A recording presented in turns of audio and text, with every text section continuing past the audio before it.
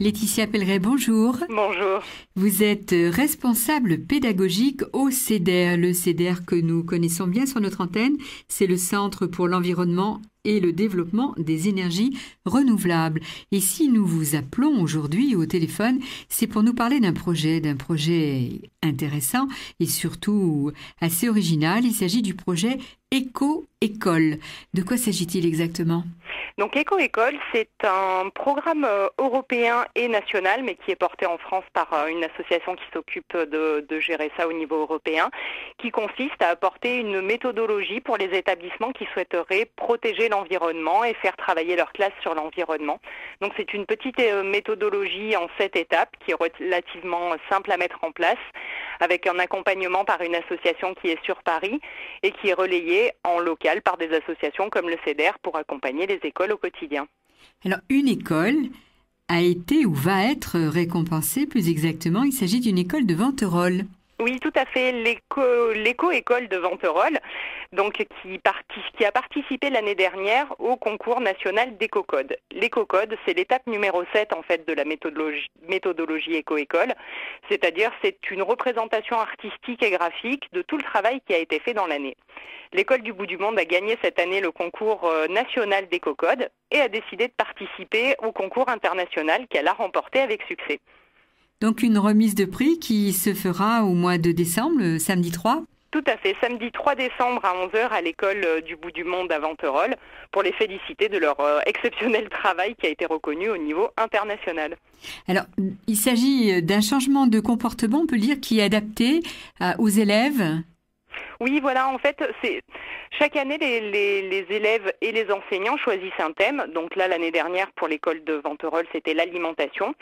Et c'est voir un petit peu avec les enfants comment ils peuvent faire pour amoindrir leur impact sur l'environnement en faisant attention à leur choix alimentaire, essayer de lutter contre le gaspillage aussi et avoir un choix un peu plus éclairé à leur niveau, bien sûr. Est-ce qu'il y a réellement une prise de conscience de la part des élèves, des jeunes ?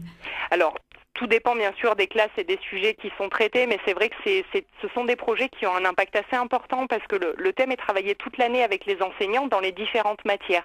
Ils peuvent faire venir des intervenants et c'est vrai qu'on constate qu'il y a une meilleure compréhension des problèmes environnementaux par les élèves qui ont eu toute l'année scolaire pour réfléchir à ce problème.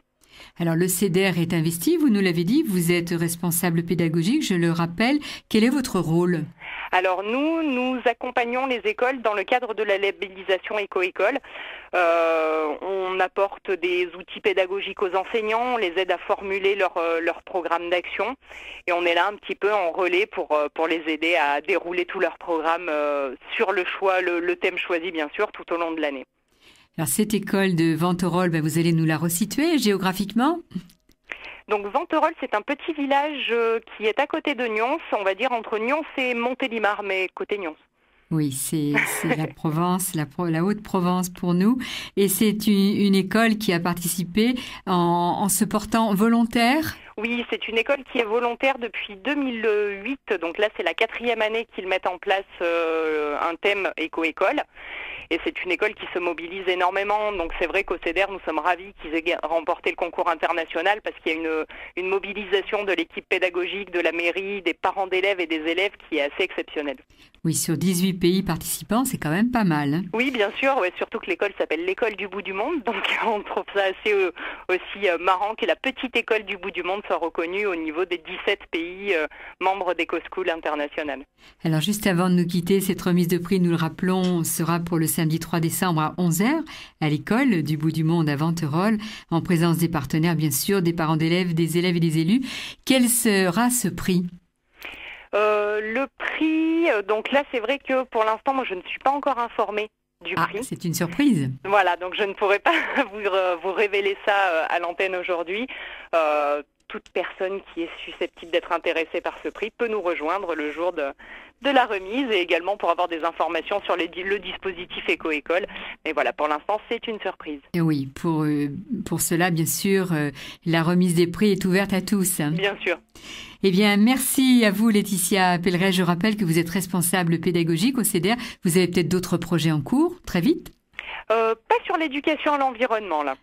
Pas pour l'instant, pas cette année. Pas cette Malheureusement, cette année, nous avons un petit peu de difficultés pour pouvoir accompagner les écoles. Restrictions budgétaires obligent. Eh oui, la crise est pour tout le monde. Voilà, tout nous à fait. Nous le savons également. Eh bien, merci pour nous avoir accordé cet entretien, Laetitia Pelleret. Je rappelle que vous êtes responsable pédagogique au CEDER et que ce CEDER est situé à Nyons, 15 avenue Paul Laurens. On va donner un téléphone pour que les auditeurs puissent en savoir plus auprès de vous. Donc, si quelqu'un veut des renseignements sur les activités du CEDER ou le dispositif Éco-École, il peut nous contacter au 04 75 26 22 53. Également votre site internet cdr-provence.org. C'est tout simple. Merci à vous. Il nous reste à vous dire ce merci de nous avoir présenté ce projet Éco-École. De rien, merci à vous.